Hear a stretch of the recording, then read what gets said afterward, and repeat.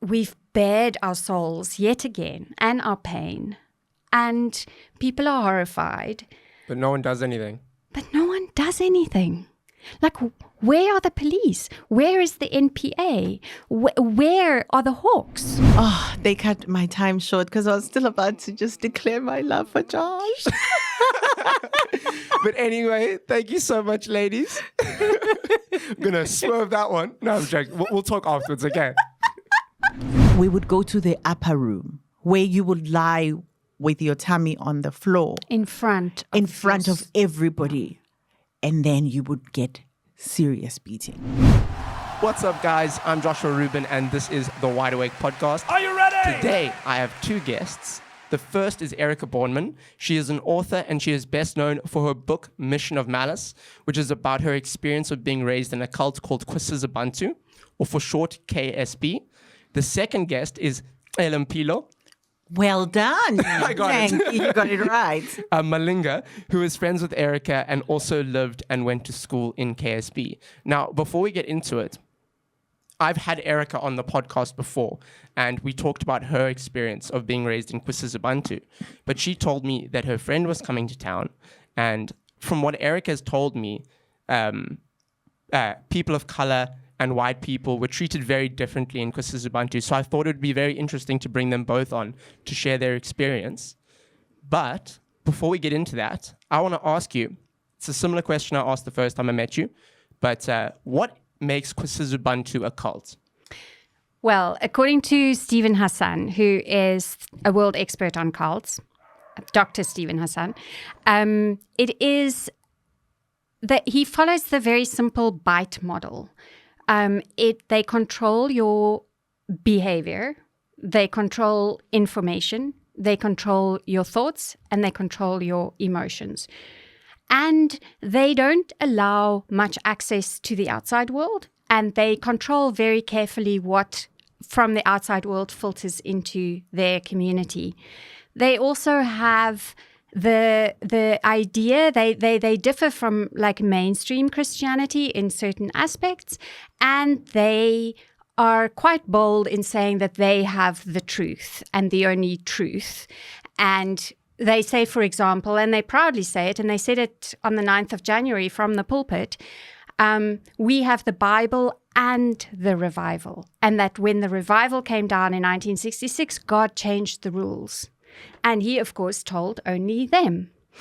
So that's what makes them a cult. They also control people through fear. Fear of the outside world, fear of themselves, fear of God, and fear of the consequences of stepping out of line. And what is the meaning of KwaSizabantu? KwaSizabantu means the place where people are helped. Okay. Yeah. I have a different opinion on that. Well, I guess you help someone who is inadequate in one way or another. So if they are helping someone, they're helping someone who has found some inadequacies in them. But mainly they just help themselves to your money and your work and your soul. So really, it should be, what would be the place that helps themselves? I can't think of it right now. So they basically control you in every way. Yes. And I think because in the last podcast we talked about your childhood and your past, I think just to start off, I would like to ask you a few questions about your past. Is that going to sell Erika's book? We'll talk about the book in a minute. I am joking. But anyway. Where did you grow up? I come from KwaZulu-Natal, in a rural town called Tugela Ferry. I come from a family of 5 girls and a boy. My parents are both late, and my brother has also passed on. Oh, actually, my sister passed on in 2021 as well. So it is now 4 girls. So that's a little bit about me. And, what was your childhood like before you moved to KwaSizabantu? I was my grandmother's child more than I was my parents' child. Simply because I think because we are so many, I loved the attention, and because I was then my grandmother's child, I had all the attention. When she went and collected her pension money, I knew that I was going to be treated to some festivities every month. So it was just between us, and I was told never to tell anybody else. But she left, she passed on before we were taken to KZN. And for me, I always thought if she had been around, I would never have gone to KwaSizabantu. Perhaps I would have been spared going to KwaSizabantu in one way or another. So when then they finally decided that we were going to go to KwaSizabantu, it was with the thinking in mind that they were helping to not expose us as the Christian children who belong to KwaSizabantu to be exposed to the sex education that was to be introduced in the following year. So that would have been in 1985. Then in 1986, we were then all sent to KwaSizabantu. And was that the reason they wanted you to go? Yes. They wanted to shield us from learning about or being exposed to sex education. At that time, I didn't even know what sex education was all about. I doubt any of my sisters knew. Actually, it was just me and my sister and my brother. I was in standard 4 at the time. What grade is that? Grade 6. Yes, I was. So when I left for KwaSizabantu, I had no clue what sex education was about. But for me, leaving the rural place and going to some place that's more organized, that has services, I don't have to fetch water, because we fetched water from the river. We carried a wood for fire to cook with. So having not to do that for a little bit was a bit of an escape for me. So I was excited all the same. You were excited to move. I was excited. And what was your first impression of KwaSizabantu? I know you kind of said it, but how did you feel about the people that were there and the facilities? I know you just said you're excited, but... The first thing, excitement is one thing when you don't know what to expect. But, okay, our arrival, we were in a big truck at the back. So we were all standing in a truck. And as you drive towards KwaSizabantu, it's nested in the valley, but almost at the bottom of the valley. So in a truck, somebody says, "Oh, there we're almost arrived. Can you see?" And so you start peeping through the sides of the truck to try and see. It was beautiful. It was the setting is just tranquil from a distance. So getting there was overwhelmingly exciting. The grass was manicured, the flower gardens, the reception area.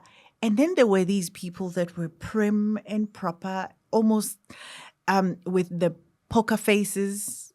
And you think, wow, there's so much peace in this place. But as a child, I'm just thinking, these people are so full of love because everybody's greeting you so candidly. And the next thing we're then told where we're going to sleep. First, we go through the registration process, and then we're told where we're going to be sleeping.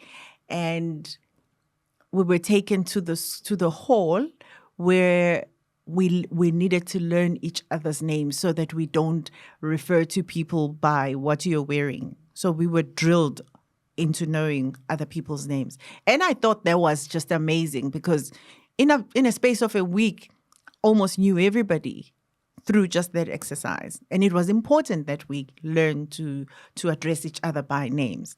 But at that point, there were no white children. It was just us black children.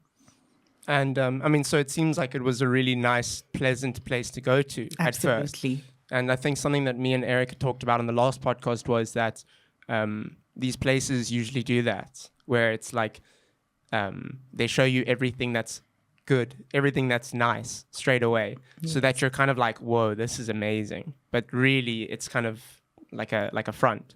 I'm reminded of a story that Bishop Tutu told about dying and going to heaven, only to get to heaven and be like, okay. But he was given the opportunity to go and check out the hell as well. So he went down to hell And he found people playing golf and everybody being courteous with each other and. And then he goes back to the angel who escorted, who told him to go to hell. He goes back, he says, no, I think I want to go to hell. And so they say, okay, you can go to hell. So when he's released to go to hell and he gets there, he says, the setting was also different.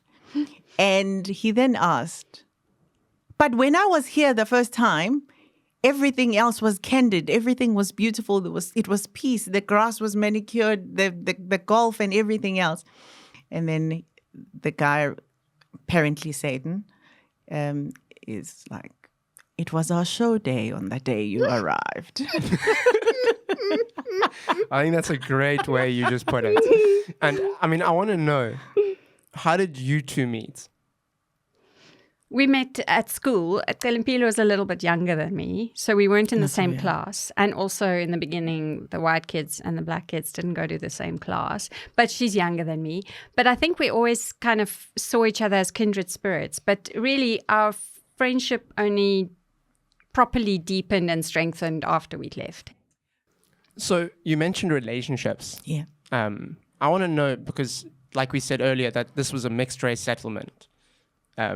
In what ways, and not everyone was treated equally from what you said, Erika, in what ways were people treated different from different races?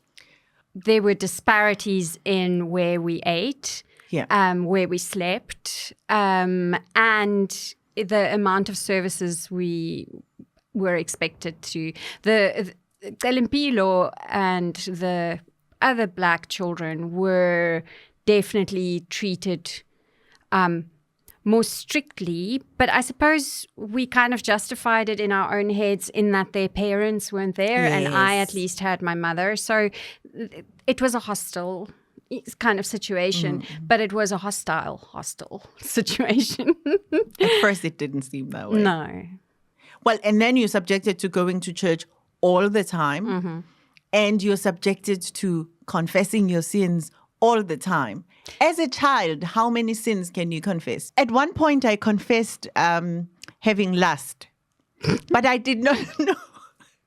But I didn't know what lust was.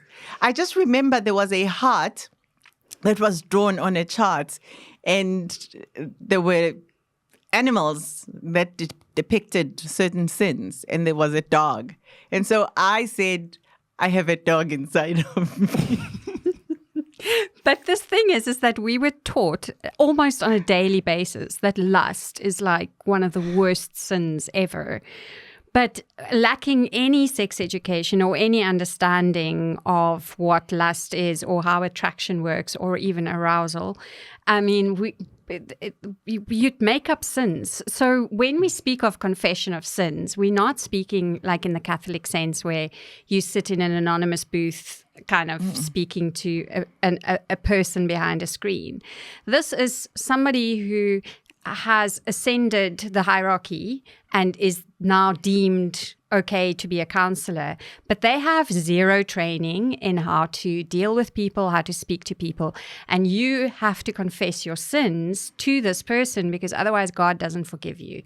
If you just say, sorry, God, please forgive me on your own, you're going to hell. And they would tell us all the time that we might die in our sleep. And if you die in your sleep with one unconfessed sin, then you're going to go to It's hell. over for you. Yeah. But Josh, I have just met you, and I really, really like you. So if I were to say I really, really like you, as a 15-year-old, I really like you, but I can't quite tell you which side of me likes you. Is it I'm lusting after you? So you grew up with a grade thinking that A young person's thinking. Yes. So anything that if you liking is just a sin because you didn't know at what point does it become a lust, or so liking a person was just. It was just You a no-no. did it because it is natural to do, but you kept questioning yourself. Is it all right? Should I confess now that I like Josh? You know, They were absolutely obsessed with sex, and even though they denied us all knowledge of it, their obsession filtered through to us. Yeah. I became so scared of being a girl because we were taught that women lead men into sin, and that women have to behave themselves in a certain way to make sure they don't make men of God stumble. And so I actually became I ended up not wanting to be me because I was going to be the person who leads men into sin. Now, of course, I gladly lead them into sin. Follow me. I will pray for you. But I also want to know, I mean, were you guys ever, I mean, you told me a lot about the people in charge and how they're men of God. But you also told me that they would often step over the line and that there was quite a lot of abuse. Yeah, because imagine a young girl who knows nothing about sex, and young boys. Girls weren't the only ones being sexually abused. But we can speak for the girls or for ourselves. But imagine that you are completely innocent. You are already possibly gone through puberty, but you have no knowledge of anything. And you are now alone in a room with an adult man, and you have to confess your sins. It's a very personal, very private conversation that you're having with this person. You are so vulnerable to abuse. I was groomed by my counselor and then eventually molested by him. And when it came out, I was accused of being a slut and a Delilah and a Jezebel. They have so many, and a harlot and a whore and a marriage wrecker. But I was the innocent party, and he was the grown married man who, it turns out, the leadership of the mission knew of his sexual deviancy and just covered it up. So I, as his victim, was made out to be the sinner and had to confess my sins, and I was vilified for what he did to me.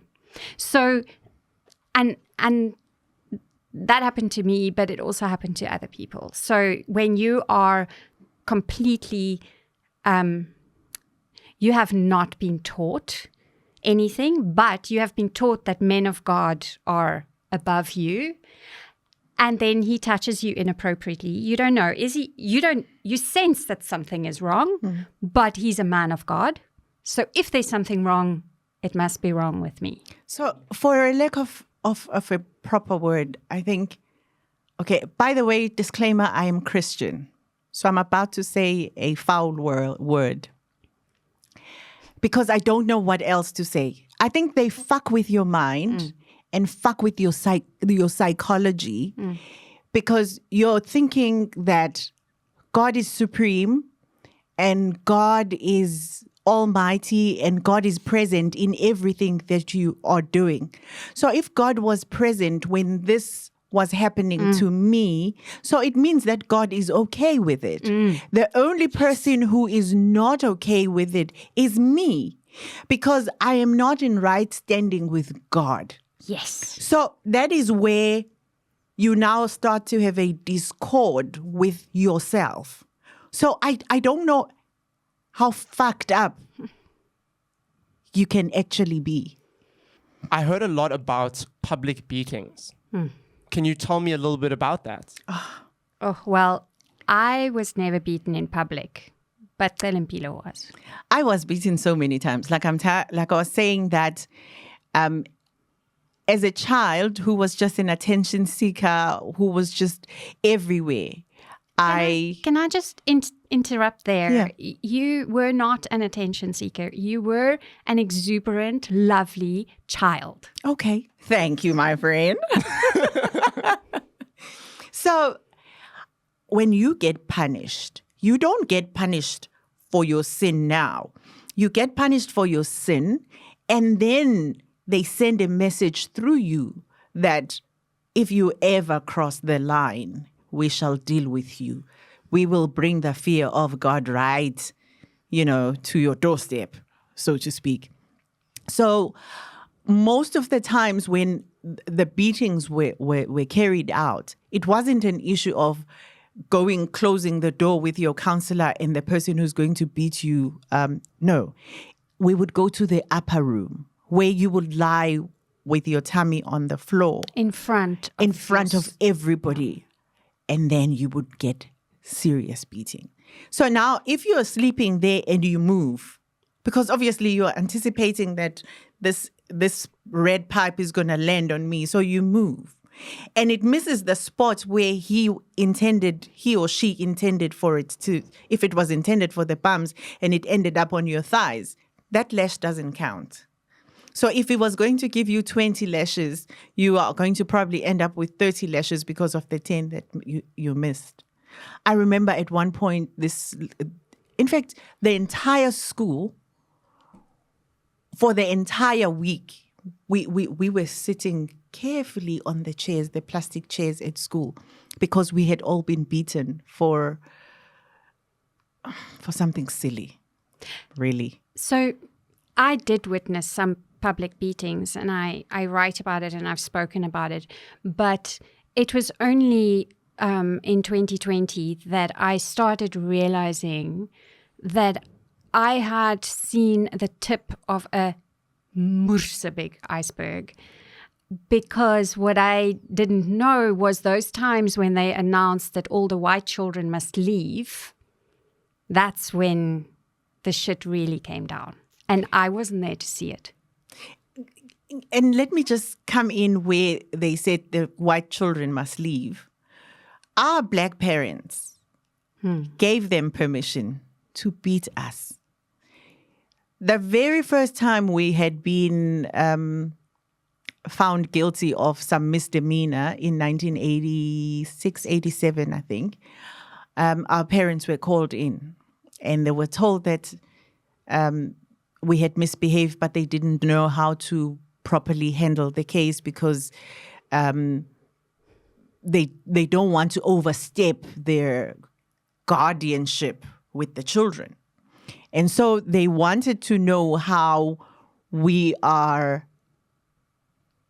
disciplined at home. And so our parents made us go cut sticks with which we were going to be beaten. And if you brought a small stick, so they would then go and find a better stick so that you realize the gravity of what you have done. It was in that incident that our parents gave them permission to really beat us. And so when the white children were sent out, it was only because the black children had been given over to them. And most of the white children lived with their parents in the mission anyway. So we're most of the black children were the only ones that didn't live with their parents. However, there were black children who were children of the co-workers. And I think those were the ones that really suffered the most, because Definitely. If you have your parent as one of the people doing the beating on the children, you're not going to escape it, not by a long shot.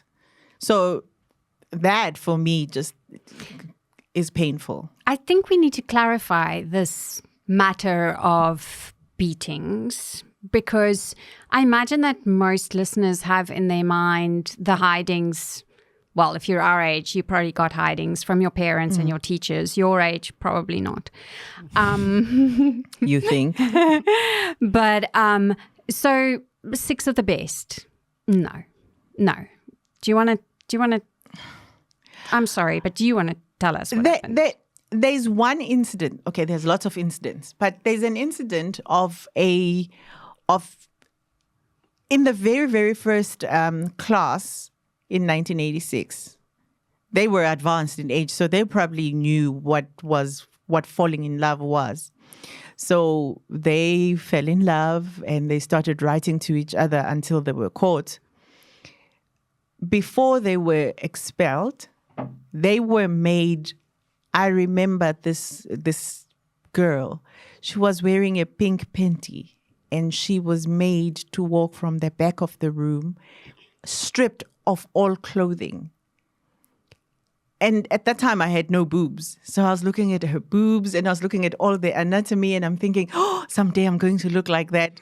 You know, in my head, I'm looking at all of that, but shit is really going down here. And she was made to go and sleep on her tummy and she was beaten. There's no word that you can use, but she was beaten. She was beaten. And then you tell me, this is just the strange thing.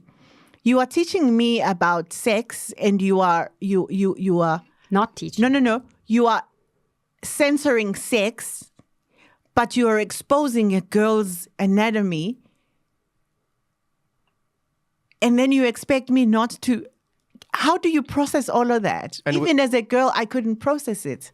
Were girls and boys in the same meeting? Were they in the same meeting? Yes. So a girl would have to go stand there naked in front of all the boys? That particular girl was made to stand naked in front of everybody. And these lashings, would they ever leave scars?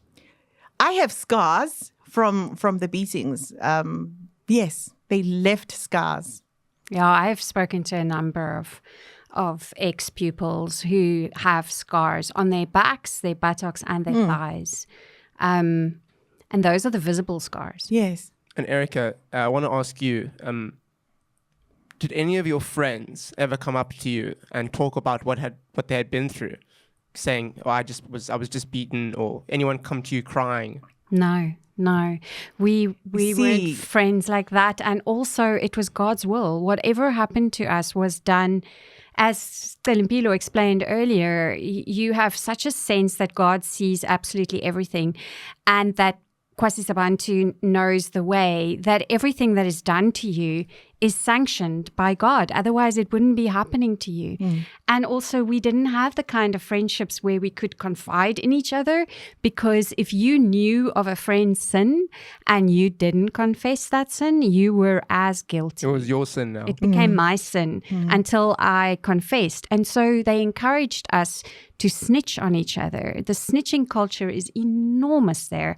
And it's actually written into their school code of conduct. And I saw a 2019 school code of conduct, and it is still in there that you have to expose bad behavior. They encourage you to snitch on each other. And so close friendships, I don't know, maybe some people managed it, but I didn't. And Celimpilo. Yes. Did I get it right? Sorry. You got it right. Did you ever feel like you could confide in anyone? Or was that just something that wasn't even a question for you? Well, confiding at that time would really be minor things. So I think I was turning 10, and I'm not going to mention them by names, but one of the girls has since passed on. Two of the other girls are still, in fact, 3 of the other girls are still alive. So I asked them to wear white. Now I see the white themed parties have become the thing. I started it. Can everybody know? Trendsetter. I think Westlife started it. Well, okay, it doesn't matter, but in my circles, I started it. And I asked the girls to wear white, and we went to the store by the gate to buy biscuits, and we sat by the reception because the reception had beautiful lawns and a picnic table. So we went and sat there. And guess what? One of the co-workers saw us there and said the reason we were sitting parched there was because we were trying to attract boys. The girls lived, okay, geographically, let me just say they lived in the north, but it was more like on the ditch. And the boys lived on the south, but it was more on a higher level than the girls. So when boys went down to the school hall, they would literally go down to the school hall. So where we were sitting was a place where if you were leaving the boys' dormitory, going to the school hall, you would pass first by the reception. And so because we were seated there, we were displaying ourselves for boys. So 10 years old. How much confidence can you have in anybody? Because if I had as much as mentioned that I wanted boys to see us, none of them would have come. So I didn't have anything much to confide, as much as I didn't have anything to confess as a sin. But I already knew that I couldn't confide in anybody, because if I confided in anybody, you don't know what's wrong to confide with or to keep a secret between two people. The fact that you mentioned that is quite crazy, because even if you were sitting there waiting for boys to come past, that's a normal thing. Nuh-uh. No. But I'm saying in real life, that's a normal thing. Well, there's a life there that is slightly different to the big world outside, which is why when they say to you, when you leave us and you go to the world, you will amount to nothing. And when you step out, you literally, it's almost like a veil is pulled is pulled from your eyes, and you're starting to see things that you never knew existed. It's scary. And look at us now, KwaSizabantu. We are successful, we are beautiful, and we are free.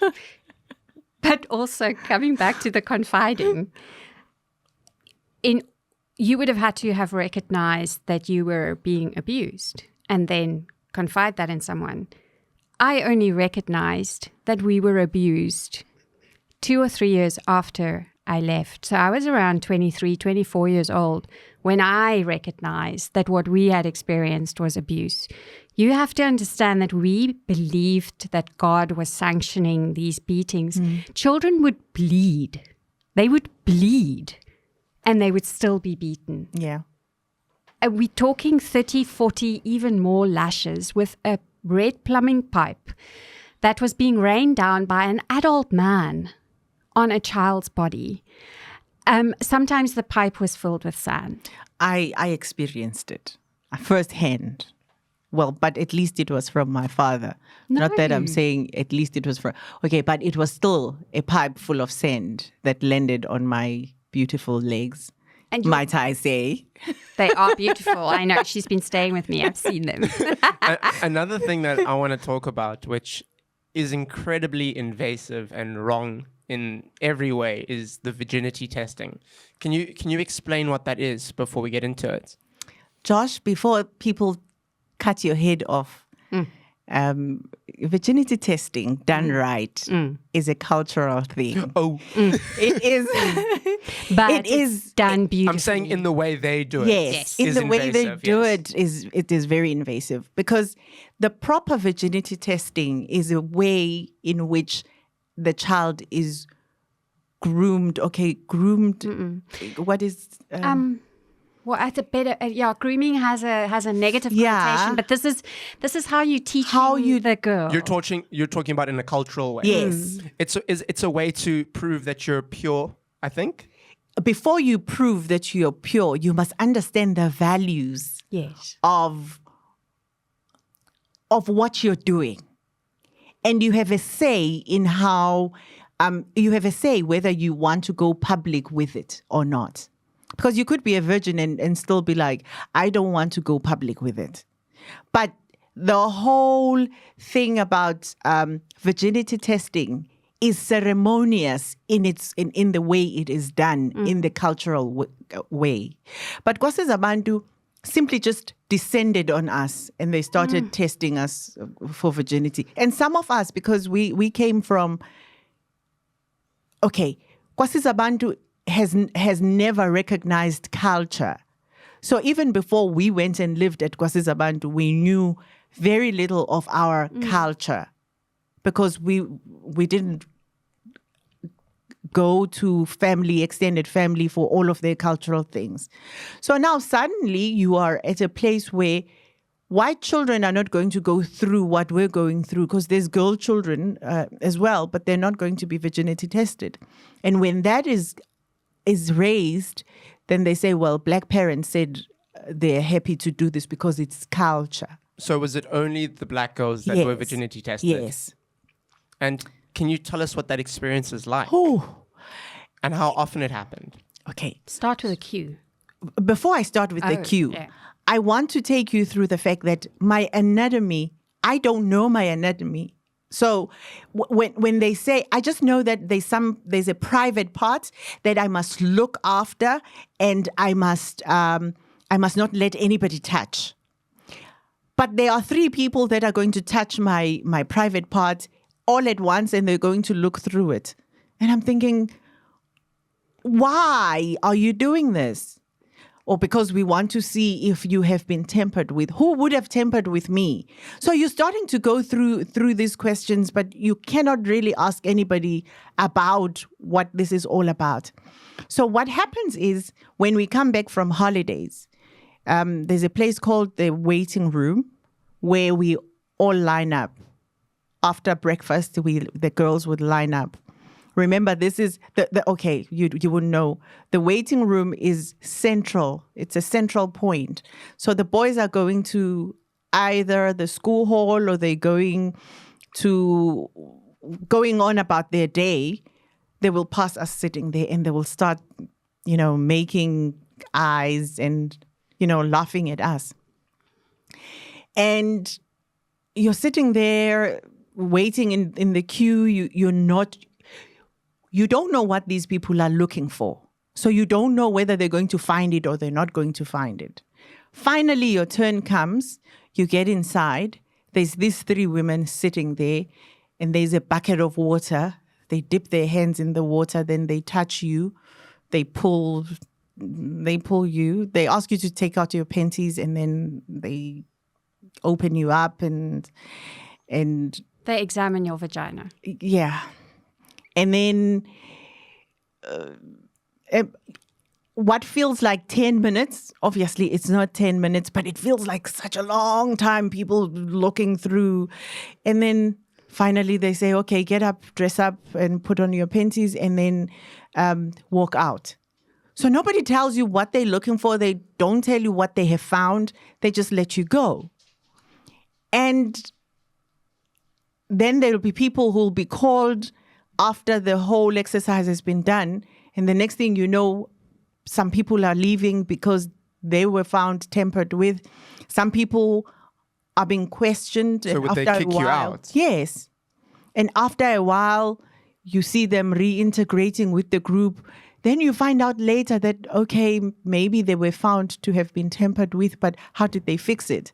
Because the next time we go through the similar thing, you think, okay, how are they going to know this time that if you had already been tampered with, how are they going to know that you were not tampered with this time around? So it was all confusing. It was not something that you could work out with your head. And also, correct me if I'm wrong, but when done properly, it is done in a very loving way with the older woman of your family, and only after you've reached puberty. KwaSizabantu would have girls as young as 5 years old stand in that queue. Everyone. The English class up to matric. 5 years old. Yeah. And 4 times a year. Yeah. I know we talked about this on the last podcast as well, but can you tell me a little bit about who runs KwaSizabantu? Oh, he has dementia now. Although they don't tell their people. So I get it's harder to talk about the stuff that happened to other people. Like, I think I've kind of processed what happened to me. But when I think of those little 5-year-old girls, and I think of you at the age of 10, and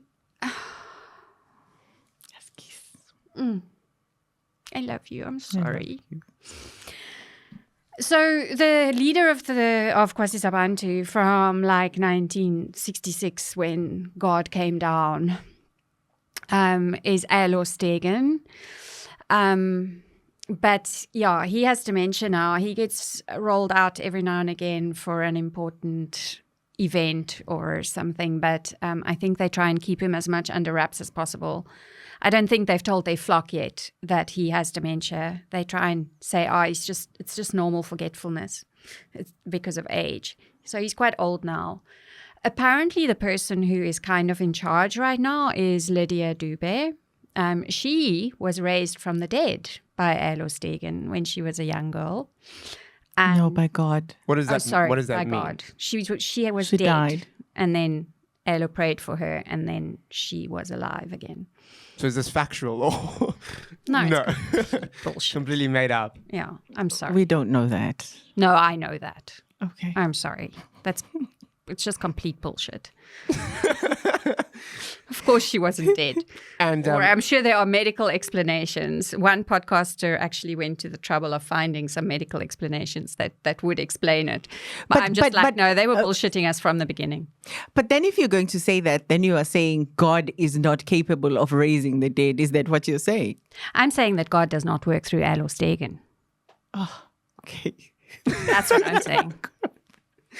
And it's quite funny because last time when we talked about them on the podcast, I actually got a call from Elo Stegens, Oh, his son-in-law. his son-in-law. What's his name? Oh, Dirk, come Dirk. And I must say, it's unpopular opinion in this room, but he sounded like quite a reasonable guy. Yes, He made sense on the phone. totally. And I think he actually offered for me to go to KwaSizabantu to check it out. And he said I could bring my parents as well because they know how to help people like them. But I think they're talking about the rehab facility because I was an addict. You should tell them that you want to fly on the Pilates plane.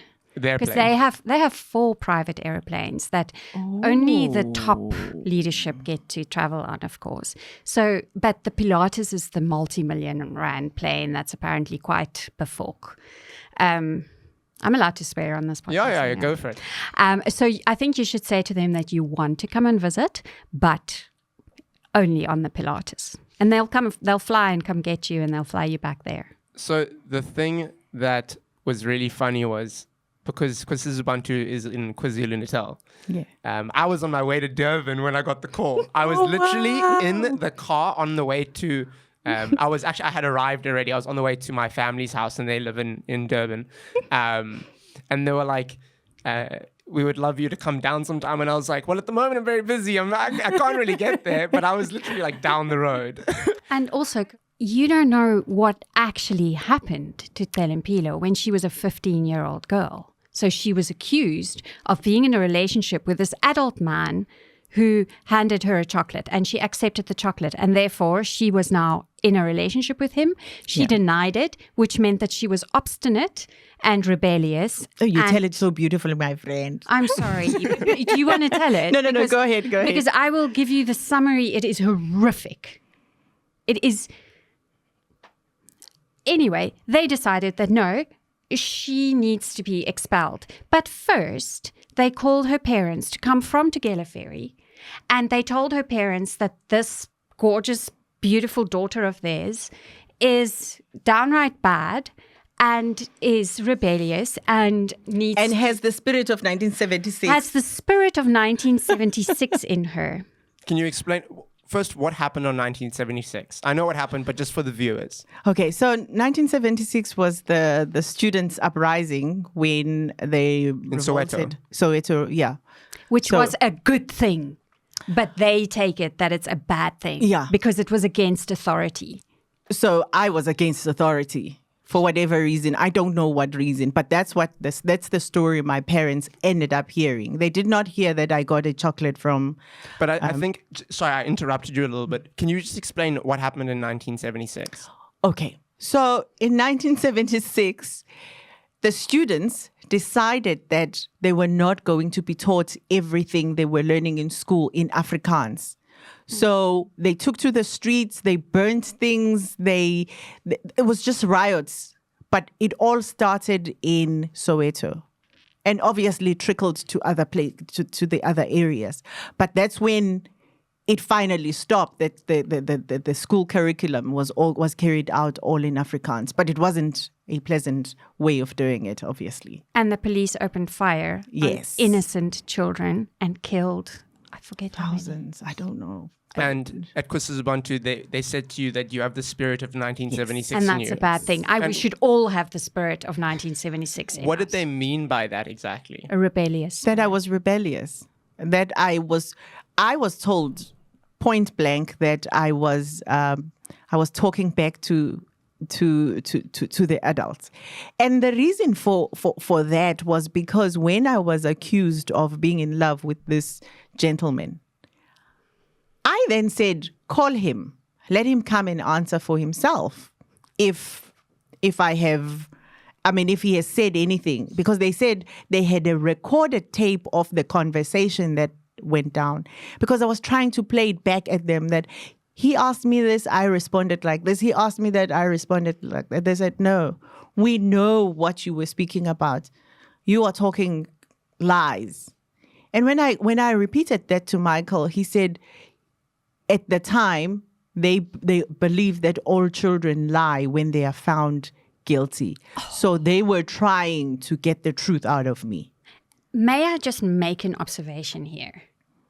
This Michael is Michael Ngubane, who is a director of Ekwele, who is still on the school board.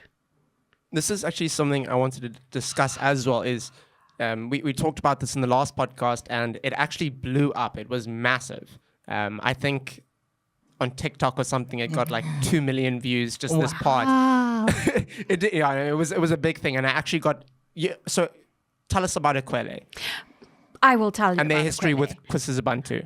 I will tell you that. But first, hear what this director of Ekwele today did to my friend when she was 15 years old. Well, I was expelled. No, but what happened before you were expelled, and how were you expelled?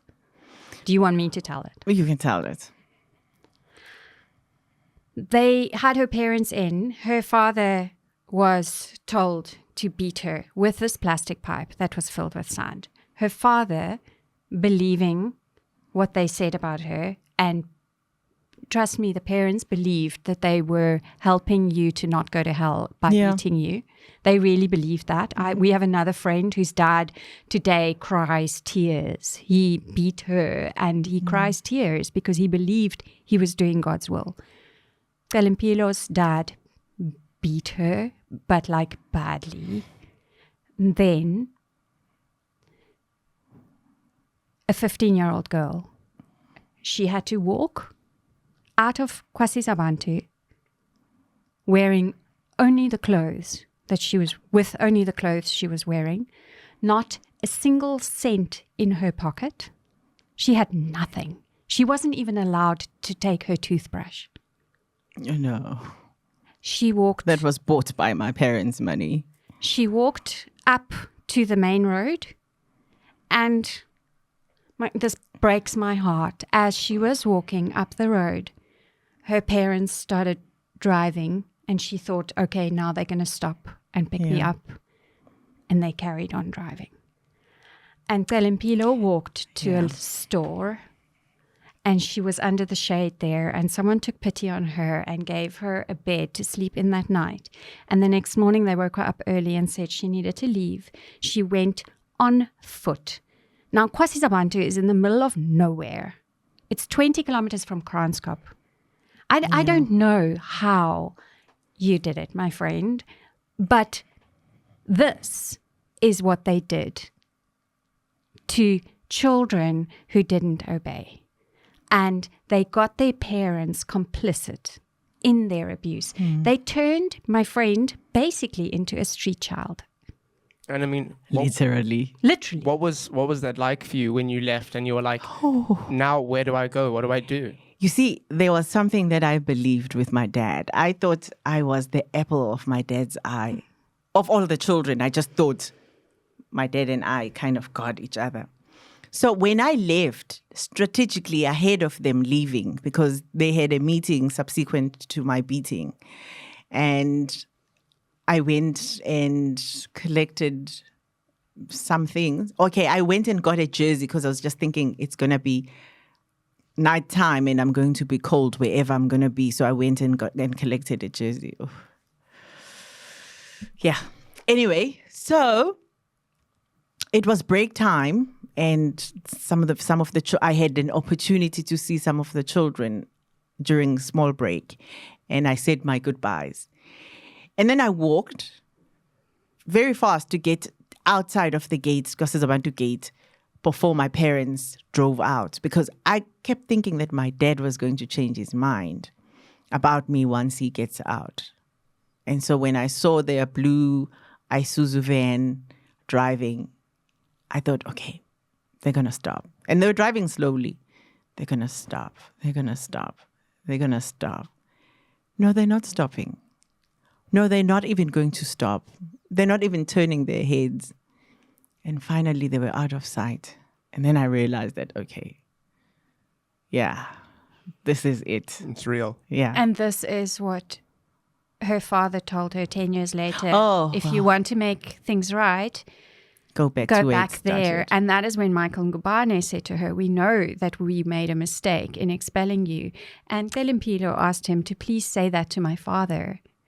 And Because I think it would he have said been no. a point of healing for him too. Yes. My dad. But no, No. because we're supreme like that. And today, KwaSizabantu makes a big song and dance about, if we hurt you, please come and talk to us. Well, look what happens. Nothing. They don't want reconciliation. They want to sweep it all under the carpet. I'm not going to be their broom. And that's another way of reeling you guys back in is we've changed. Yeah. We're making up for all the wrongs that we did. How though? They're not making anything right. They're not making even it seem like that, though. apologizing in public.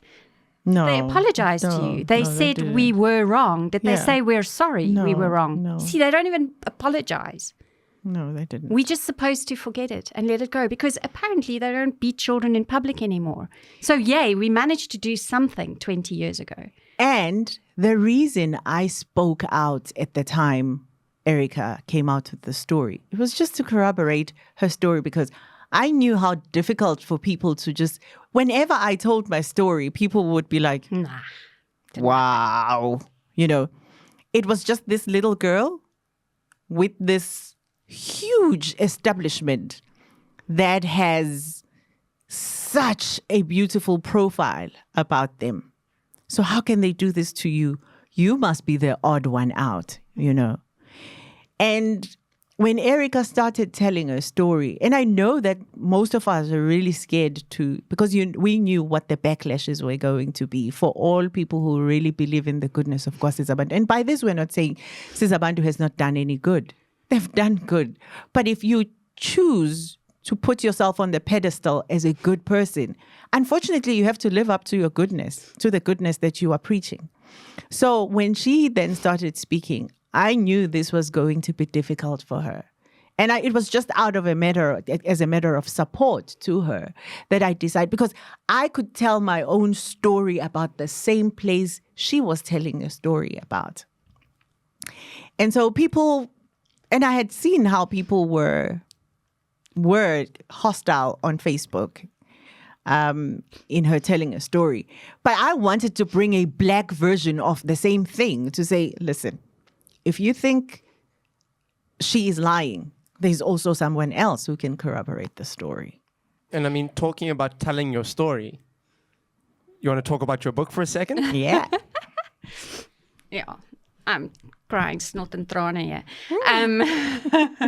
So I first spoke out about KwaSizabantu in public, first in a letter to Cosmopolitan in 1997, I think, and then Femina printed an article in 2000 in which I wrote about some of the abuse that I witnessed and experienced.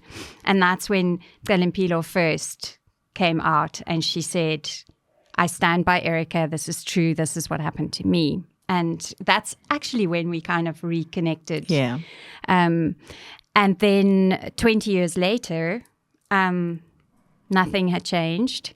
And a few of us approached News 24. They believed us. And, you know, for any survivor of abuse, someone saying, I believe you, it's huge. It's big. It's enormous. Because as my friend said, you so many people look at you and go, no ways that happened. No ways that happened.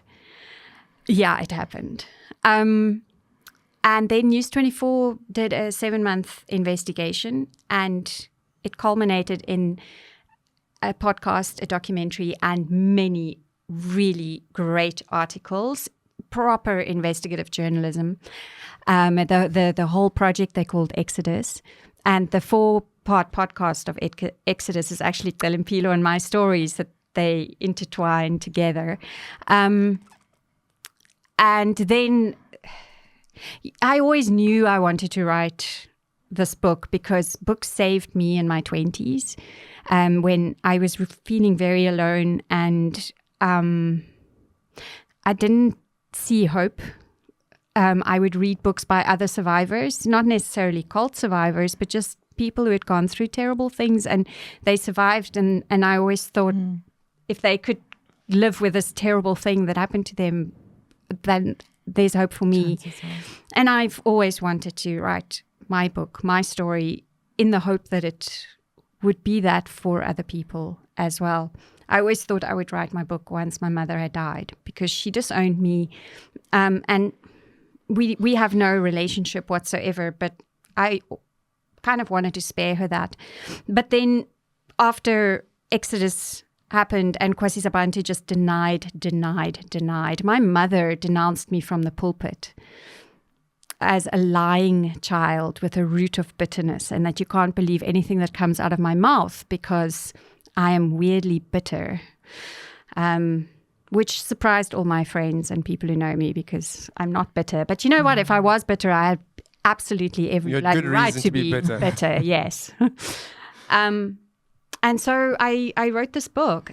This book tells my story, but I was fortunate enough to ask a few good friends, Celimpilo included, and I include little snippets from her life just here and there. And I write that I can't really speak for what my black friends went through, but that this is some of what I've heard. And you know, I was made to take something out of the book because it just sounded so unbelievable when I said that some ex-pupils recall being beaten about 70 times. And they said that doesn't sound believable. Sorry, you couldn't have beaten a child 70 times and the child survived. But they were beaten many times. But we survived. And they survived. Some didn't. We lost a school friend. Your cousin was beaten to death. Yes. He was beaten to death. And it was in apartheid years, so the apartheid police didn't care about a Zulu boy who had lost his life. There was no police investigation. Well, let's just say because it involves other people, there was just a whole lot of cover-ups. Yeah, and also KwaSizabantu famously is great friends with the Kranskop police station. Yeah. So, you know, and we lost a school friend to suicide just 2 weeks ago, 3 weeks ago. Yeah, there are open wounds, gaping wounds. You know, and for some reason I have the eloquence and okay, I'm going to own it. I have the bravery and the eloquence. Yeah. And so does my friend, Celimpilo, who has always stood by me. You have. And we have the courage to say, this happened. And the thing is, why I so adamantly believe that they should be stopped. Because people say, oh, but you left. Like, I haven't been back there since 1996. That's the last time I set my foot there. How do you know what's still going on there? Well, they are still fracturing families. Last year, a family was fractured. They have not renounced their belief that you have to break the spirit of a child by the age of 3. By all accounts, they've stopped beating children in public, but that's not the only way you abuse a child. My worry is when structurally you have not changed the system and you stop doing one thing, where are you reinforcing it? And the people that were in charge of that system. Yes, if those people are still there. So, in other words, if you kept people timid by beating them, and you are still keeping people timid, because that's the same thing, the same narrative. What are you doing? How have you changed? Is it psychological?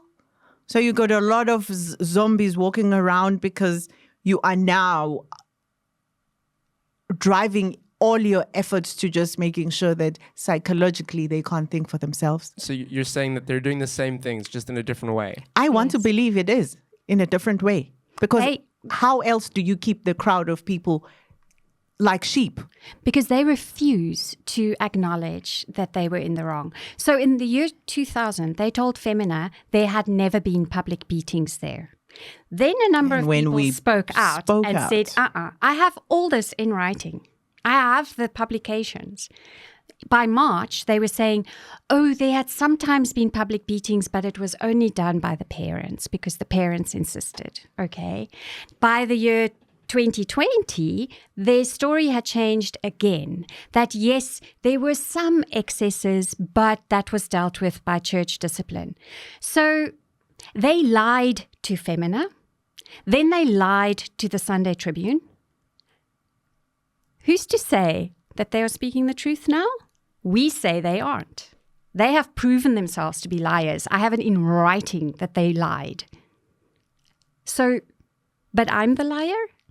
My story has not changed. In 25 years, my story has not changed once, except once.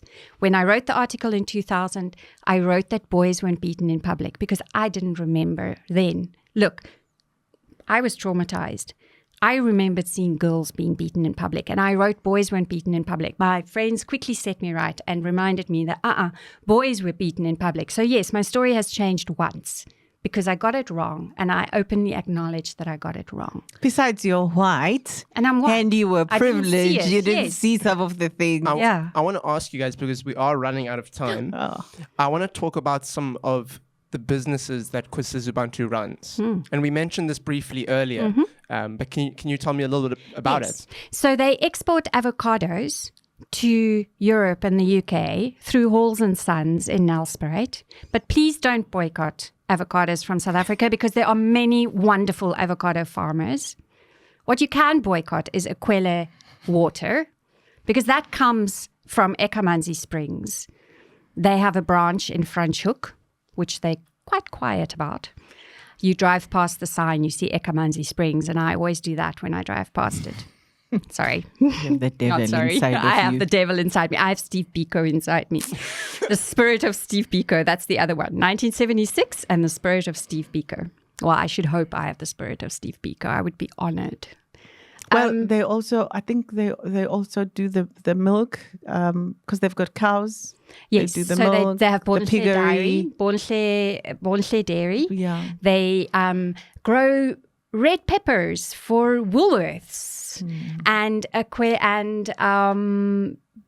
got Radio Kwezi is there. They have Please the piggery. Don't listen to it. They have a piggery. They have industrial slot, you know. They've got a lot of businesses. A lot of businesses. But the main thing is the fresh produce that they sell to Woolworths and Spars and that I think in KZN and Ekwele water, which now they've branched out and made Kula water, called Kula, which is some kind of sports drink, which nobody should drink anyway. It's just full of sugar and, well, it's probably not full of sugar, but I mean, it's like there's no nutrition there. But anyway, look, if you're going to drink bottled water, there are so many amazing alternatives in South Africa. We have so many nice bottling plants everywhere. The thing is, people say, but the workers are going to suffer. Well, the workers are already suffering. They are paid minimum wages, thanks to the investigation. They are not allowed to speak up. They are scared that they will lose their work. What I want, I don't want to close Ekwele down. That's not my intention or any of our intention. It's a fantastic. Oh, and by the way, they robotized most of their things. So if they really cared about workers, they would employ workers. But no, it's robots doing a lot of the stuff. I don't want to bring Ekwele down. I want to bring KwaSizabantu as an entity, as the way they are right now, I believe they're abusive and they need to stop. But the school, the teachers training college, Akwele, all the farming operations, it would be amazing if that could be run in a way that actually benefited the community. That's correct. They made so much money. They lost 160 million rand. The Hawks are investigating, but they've been investigating for a year and a half. So actually, who knows what's happening? The CRL Rights Commission has been investigating since News 24 expose came out. We haven't heard from them for a year. So we're kind of left hanging because one of SPA's lawyers said to me, I may not quote him, so I'm not quoting him, but I was told that in the absence of an official report, the retailers believe KwaSizabantu, who paid 2 lawyers to basically write a report that they say exonerates them. But if you examine the report, and if anybody wants a report, let me know, I will email it to you.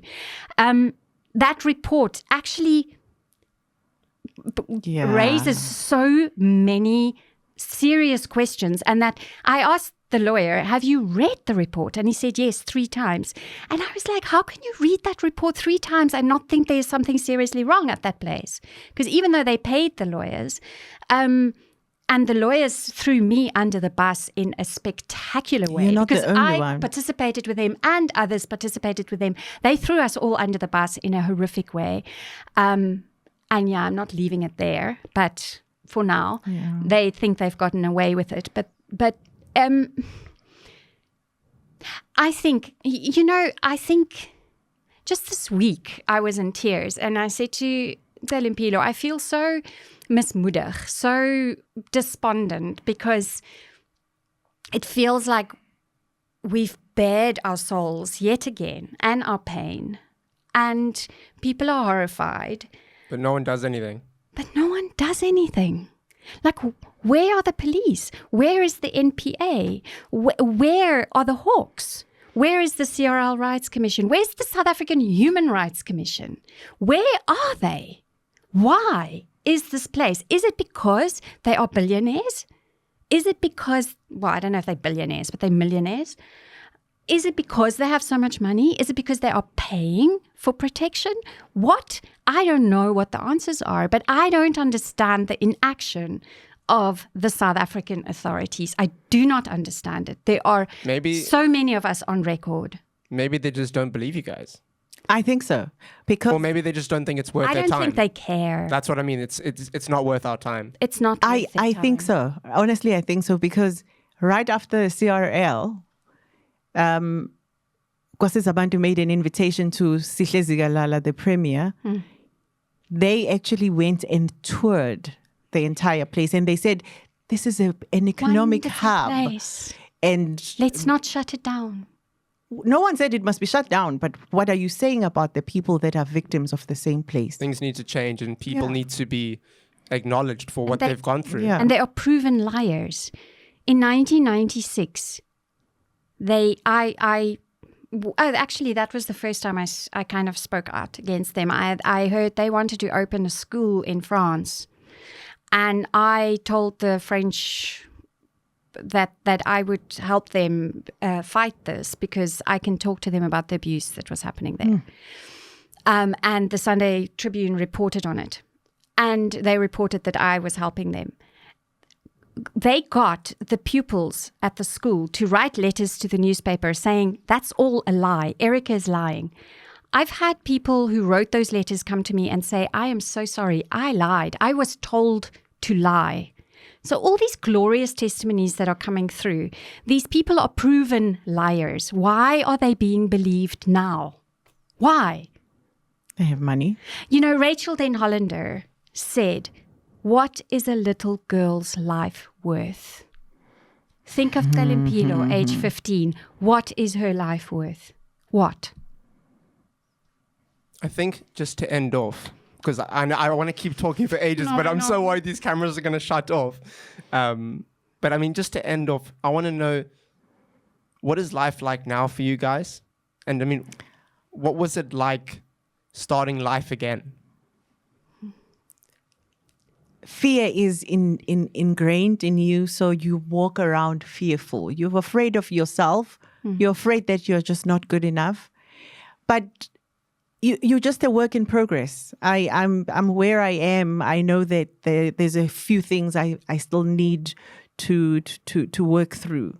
It's unfortunate that therapy is not something some of us can afford, but you really need therapy for you to be able to live a meaningful life, because they say an abuser or an abused person breeds abuse themselves. So I suck at relationships. But it's something that I'm aware of, and it's something that I'm working towards. We're breaking the cycle. Yeah. Anyway, thank you so much, ladies, for coming down here today. Thank you for having us on and for having me on again. It's always so lekker to talk to you. No, it's been awesome. And I'm sorry we're kind of held back by the timing on the cameras, because I would love to talk to you guys for ages. But They cut my time short because I was still about to just declare my love for Josh. But anyway, thank you so much, ladies. I'm going to swerve that one. No, I'm joking. We'll talk afterwards, okay? Celimpilo says you don't have to pay Lobola for her. I would happily pay La Bola. But anyway, I want to say just before we end off, definitely check out Mission of Malice by Erika Bornman. I think you both split the profits. Well, not split, you get a portion of the profits? No, because we are sisters. We're sisters. And she's older, and she must pay black tax, you see. So she must ship. My parents are dead, and she's here as a big sister. She's my so responsibility now. if you buy this book, I get to be sent for therapy because I'm cuckoo. So Okay, so anyway, check out the book. It's been absolutely amazing having you guys here. It's on Kindle and Audible as well. Okay, awesome. Thank you so much. Thanks, Josh. Thanks. And thank you for watching. I hope you guys enjoyed this episode of the Wide Awake podcast. I had a lot of fun. It was so awesome having 3 people here for once. Yeah, so it's definitely a first for this podcast. But anyway, I'll see you guys next week. Cheers. Thank you. Bye. Thank you so much, ladies.